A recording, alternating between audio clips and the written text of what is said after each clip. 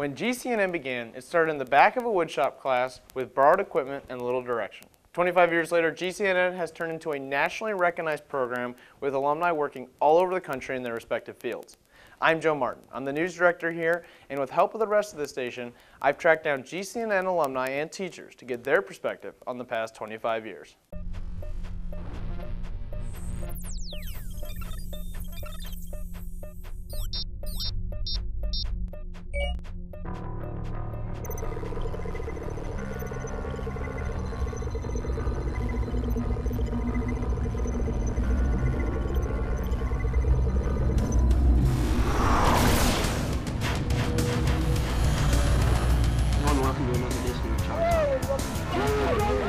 Next on The Shirt, Notes on GCNN, as always, I'm Joe Martin.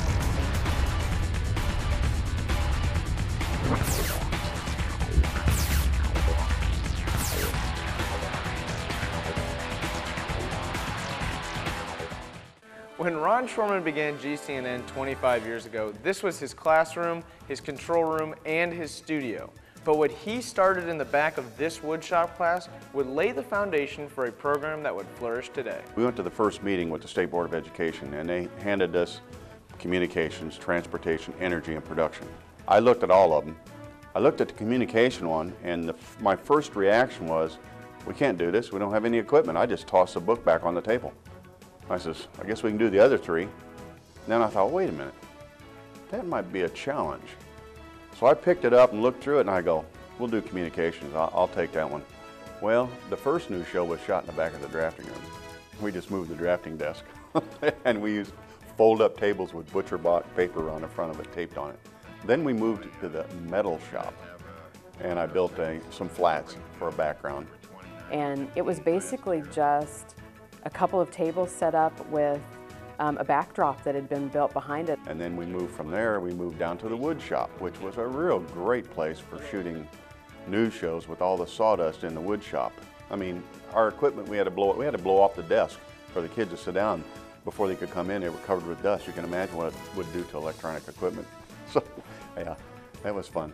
As GCNN took off, it began as a class simply to teach students about broadcast journalism and communications. It would be several years after Shorman picked up the book on communications did GCNN get some real time on cable television. As we would get more students, I started introducing, some curriculum. We would have to get it approved by the administration for some new classes and stuff, so we started expanding. And pretty soon I'm teaching 6 classes each semester. Every one of them's different. We borrowed the athletic department's camera, and I thought, let's try to get some mileage out of this. So I contacted the Journal Register and asked them if they'd want to sit in on one of our news shows. And then we had some teachers and superintendents coming down to visit, see what we had going. And we did a fake show. We used some stuff probably from the local paper, and a lot of it was sports. Reporting on the soccer team and things like that. And probably just student newspaper type things that were going on campus. And as soon as we were finished, well, our superintendent was Bill Hovey then. He was sitting in watching it. He came up to me and he said, if you had your own equipment, could you do more of this? I said, well, we sure could. We could start expanding. And so that next fall, we had our own video camera. It was big. It was the big old, the camcorders, but they were so big you had them on your shoulder. But at least we had our own equipment so we could start expanding. For a lot of people, they really didn't know what a big deal it would turn out to be. By that time, we had moved back to where the metal shop was, and we built a permanent set. It was our studio then. And we talked to Cass Cable and said, if you would you run cable to what was a South Gym in the old high school? And maybe we could do some live basketball games, and we could do news shows live. And they liked the idea, and so they ran the whole cable system for us. They put a lot of money into it. They basically made us develop our own mini cable system. For us to be able to come in and play with this kind of equipment and think, wow, not only are we going to be able to watch the videos, but this is going to be shown in our community, that was a really big deal. Although the station had its own channel, it did not have its own reputation. The station truly grew when GCNN began to broadcast girls' basketball games from the South Gym. Although it wasn't much, it marked the dawning of an era of live sports with the Glenwood Cable News Network.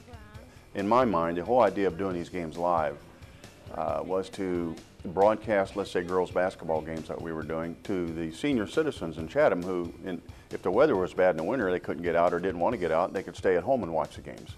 The one thing that I remember that was probably hysterical, I would not want to see the tapes now, is I used to do women's basketball play-by-play.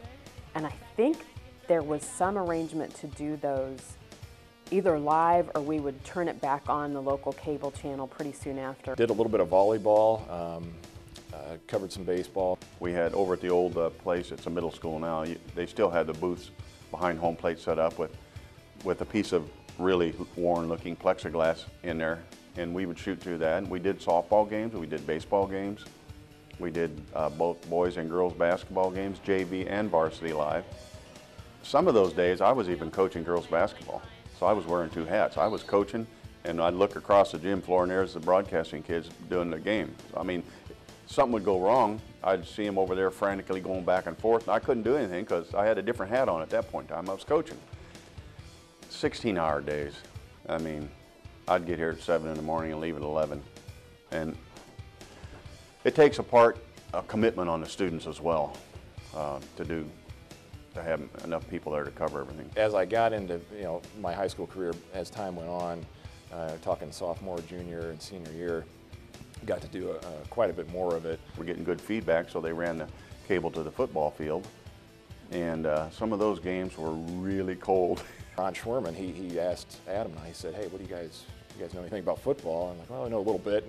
I wasn't as comfortable with the X's and O's in football as I was basketball, but he asked us one day, he said, "Hey, there's a football game in a couple of nights. You guys want to give it a shot?" We kind of looked at each other and we're like, "Well, yeah, we'll give that a shot," and went pretty well. We just clicked right away. Even Peterson, who's also serves as a running back, looking as if they are trying to go for an onside kick. I was a 98 graduate, which meant I covered the 97 football team. It was fall of 97, which was the year before the state title. And I was very proud to be a part of that, to call those games with Adam.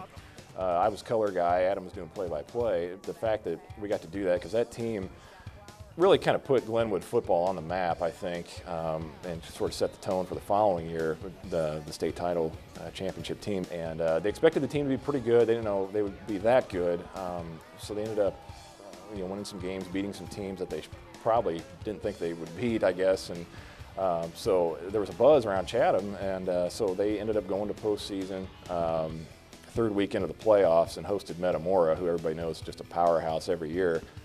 That was a game, Ron Schwerman was out with us, Adam and I were out there at the old field, freezing cold. And it was so packed you couldn't move, but it was 5 below zero when we went on the air. I remember how cold that game was. I mean, I could literally not feel my feet after being there for about 20 minutes.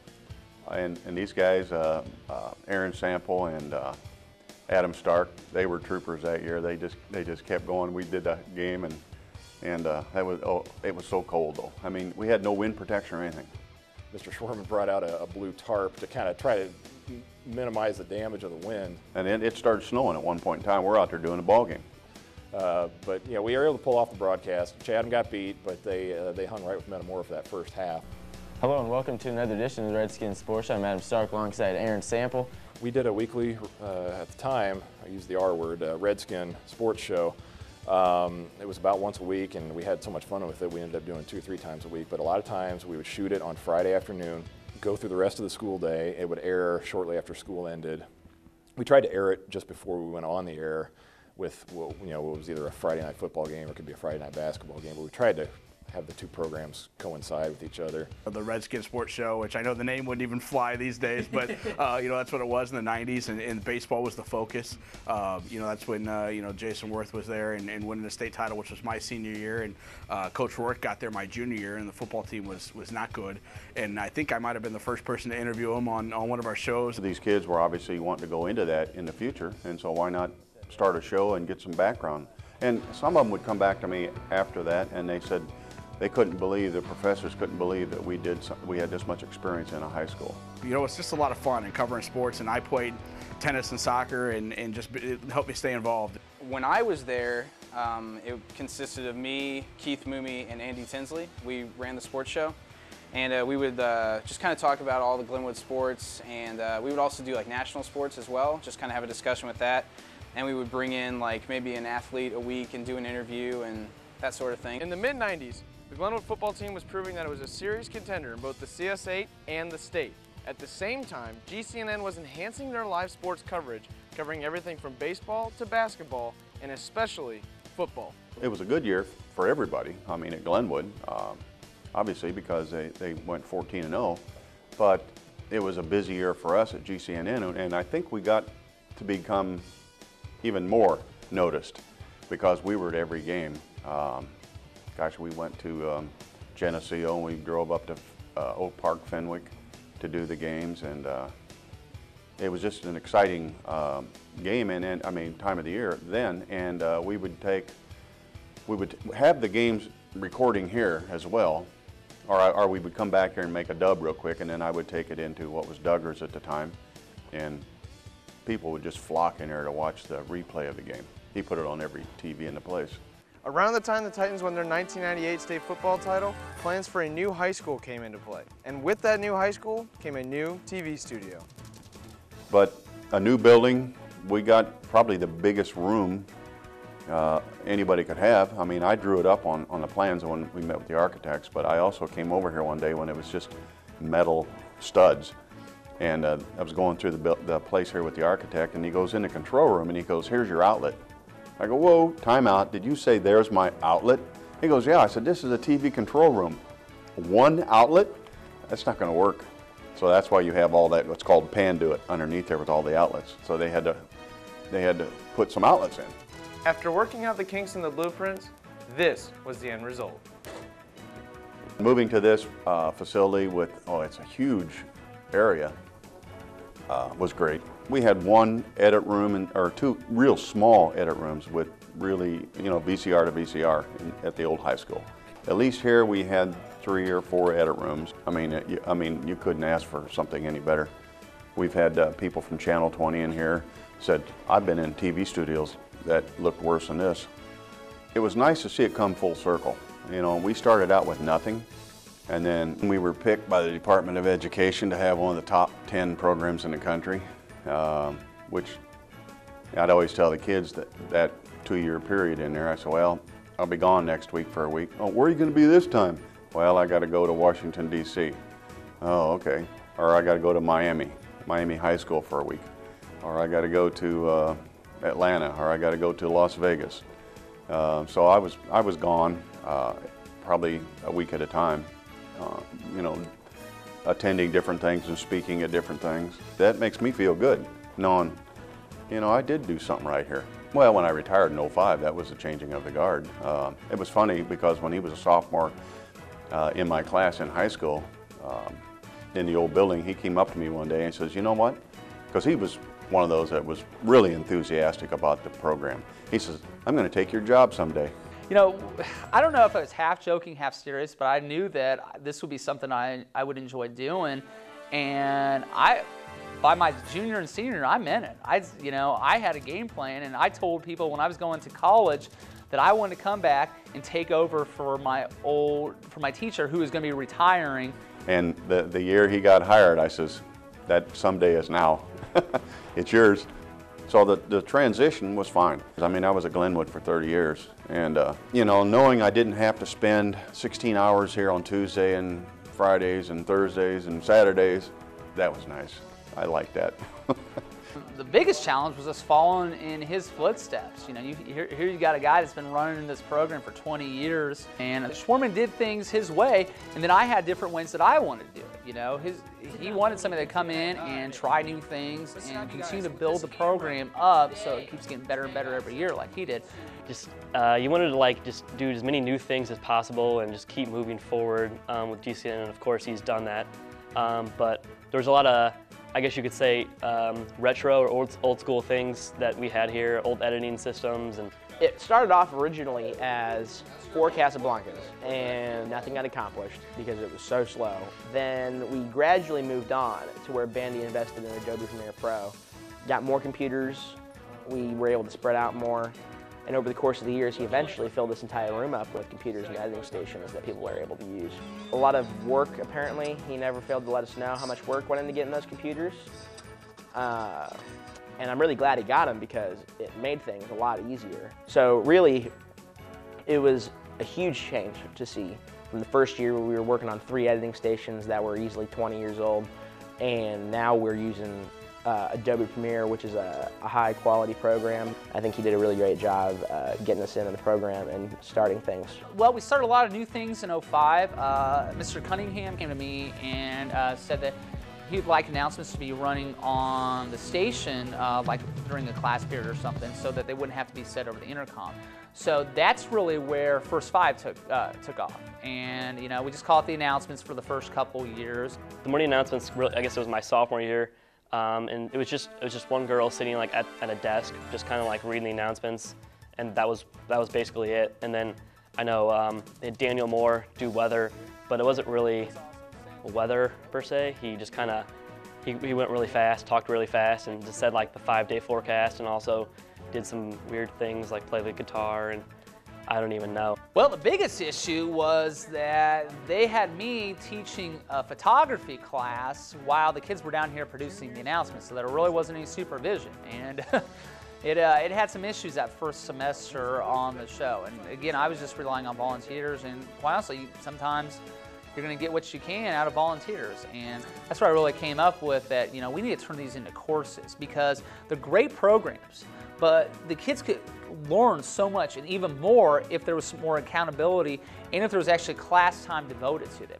My senior year is when we came in. We had Robert Schmidt was the announcements director, and I knew it was going to be a lot better. And we had the anchors.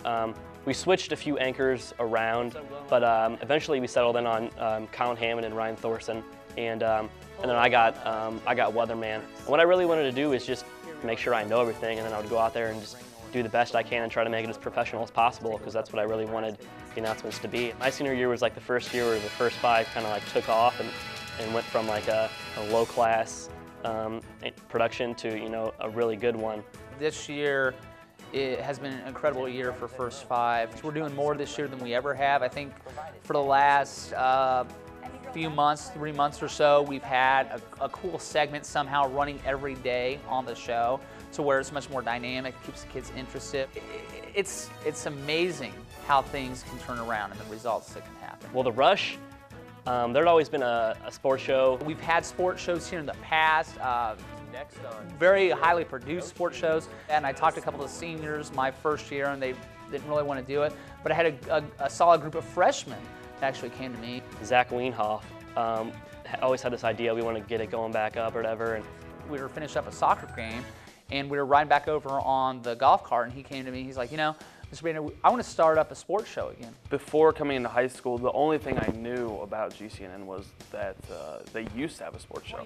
And that's what actually made me even sign up for the class, was the idea that we could do something like that. But since Bandy was new, I mean, everything had pretty much been, you know, had gone away, and there was nothing left. And so, I mean, we just kind of took the idea and we're like, yeah, let's try this. So we asked him, and he allowed us to do it with open arms, and I guess the rest is history from there. I said, all right, well, what do you want to do?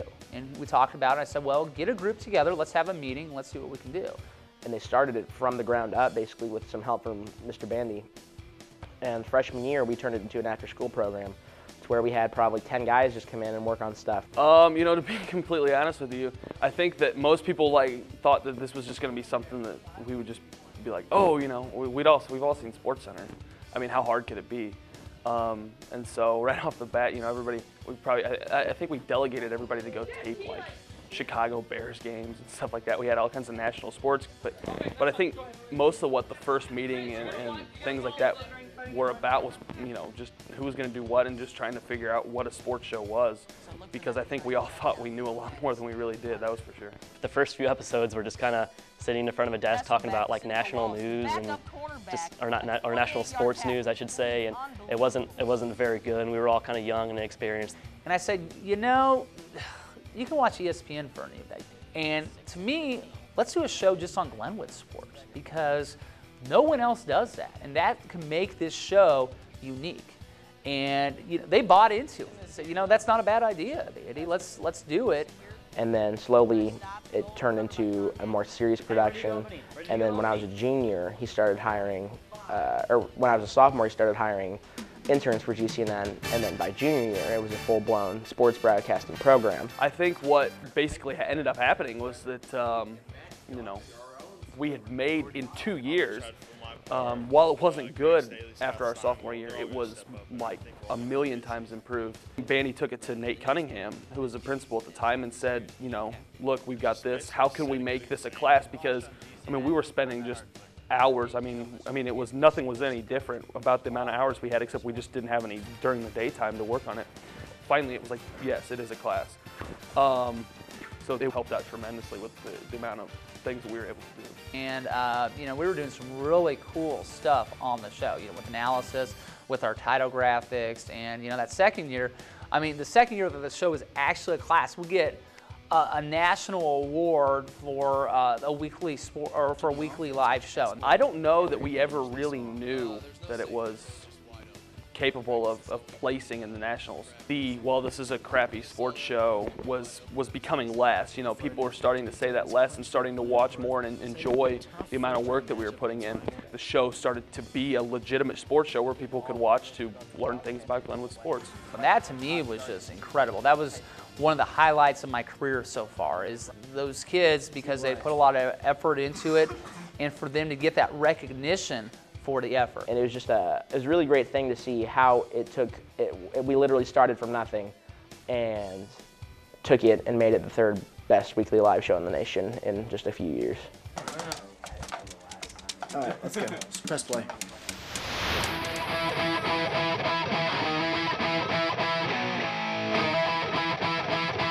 Over the summer, some guys were talking, and Matt sent me this link and said, you know, Rock Band, you know, and we had read all the stuff about making a music video for Pepsi and Rock Band. But Matt had said, you know, we're going to make another music video for this contest that we really feel like, you know, we have a legitimate shot to do well in. And I remember in the email that it said in caps, I will be extremely disappointed if we don't at least get in the top 5. And I'm thinking, there's 600 videos of people all over the United States, and he's, you know, like, I'm going to be very disappointed. That's exactly how much perfection he expected. And I tell you what, this video was just ridiculous. I showed it to people going into college, people I had never met. I had people, you know, come in and be like, you know, this is the most ridiculous thing, the coolest thing I've ever seen. You know, I hope you guys win. But finding out that they were going to go spend a couple days in New York City and get to, you know, see people and meet famous people, and then go on Sunday night to VMAs, and then watching and seeing Ben and Jake and Matt and all those guys on this commercial, it was just like, I'm just like sitting there like, video. Because now guys, this isn't like a little feat anymore, you know, this is kind of a big deal. One of the greatest moments of my life, you know, seeing my former students on national television accepting this award. And not only that, I'm there with their parents that are crying. I'm there with over 100 other people at the creek, you know, we're all hooting and hollering. It was like winning the Super Bowl for me, you know. I remember the year the Rams won the Super Bowl. This was even better because this is kids you know. And here they are. The whole world is seeing them. Millions and millions of people are seeing students from Glenwood High School win this award. 25 years, hundreds of students, and countless memories. The impact GCNN has made on the lives of its students is irreplaceable. And without teachers like Ron Schwarman and Ryan Bandy, the lives of the students of GCNN would be quite different. My freshman year, you know, I just moved to Springfield, and you know, I've wanted to be a filmmaker since I was a little boy, so everyone recommended that I go to Glenwood. They had a great TV program, and I was connected with Ron Schwarman, who ran the program back then. You know, it gave me an advantage going to Marquette. I knew how to edit. I knew how to put together a package. I knew how to shoot a commercial. I knew how to do all that stuff because Mr. Schwarman taught us all that. GCNN has helped me be successful today because if I had never been a part of GCNN, I probably wouldn't be doing what I'm doing now. I found my niche. I found what I wanted to do. My father was a veterinarian, and so I always thought that I would be a veterinarian. And I remember going home to them in tears saying, I hope you're not upset, but I don't want to be a veterinarian anymore. And I felt confident going into college that I was going to know more than some people, and it turned out I knew a lot more than a lot of people. I went into Western and I just felt like, in a sense, I was wasting my time taking these intro classes at Western because it's like I already learned everything in GCNN. Basically, every time that a camera was available, I was always out there telling some kind of story because, you know, I want to be a filmmaker. Filmmaking was my passion. And I just utilized all the equipment and programs that Glenwood and GCNN had to offer. I think if I hadn't had the opportunity to see that and to experiment with it, I wouldn't have known what to do once I got to college. That really made an easy transition, and over to 1240 WTIX, where I was for 7-8 years right after high school.